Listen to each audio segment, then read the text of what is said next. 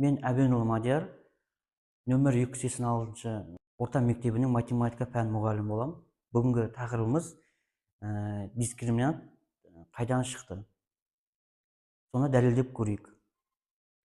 Біз бірінші А деген коэффициент бізде білеміз, нөлге тең болмау керек. Нөлге тең болып кетсе, бізде ол квадрат теңдей болмай қалады. Сол себепті мен А деген коэффициентке барлығын бөліп жіберемін.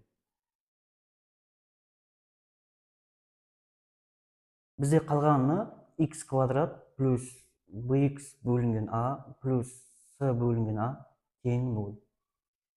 Енді мен bx бөлінген a-ны мен 2-ге көбейтіп 2-ге бөліп жіберемін. X квадрат плюс біріншіден мына 2-ні жазамын, одан кейін мына x жазамын, көбейтілген b бөлінген 2a плюс c бөлінген a тең 0.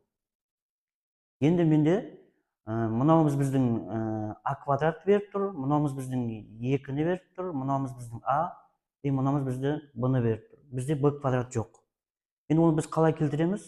Оны келтіру үшін сол b бөлінген 2a-ның квадратын қосып, қайтып тастай саламын.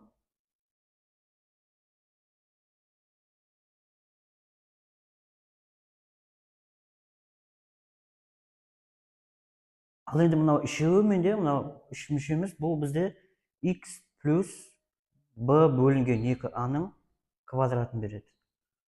Ал мұнан бәрі бізде коэффициент болғандықтан теңдіктің оң жағына өткізіп жіберемін.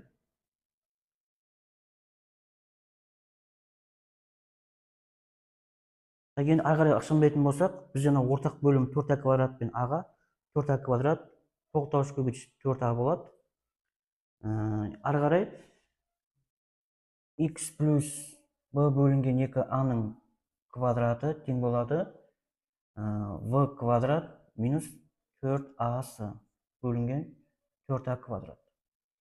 Енді мына арада менде квадраттан құтылу үшін оң жақтағы шаманы түбірге аламын.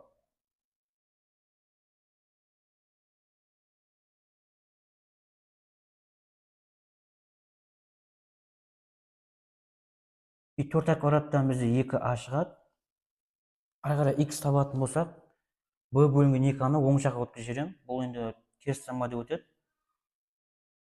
Плюс минус. Ал мен v квадрат минус 4ac-ны мен қандай да бір d деп белгілеп аламын. Енді бізде плюс минус 2 мән болғандықтан бізде x бірінші мән, екінші мән. Бізде ортақ бөлім 2a болғандықтан минус v плюс минус түбір астында d бөлінген 2a қалады. Осымен біздің формуламыз дәлелденді.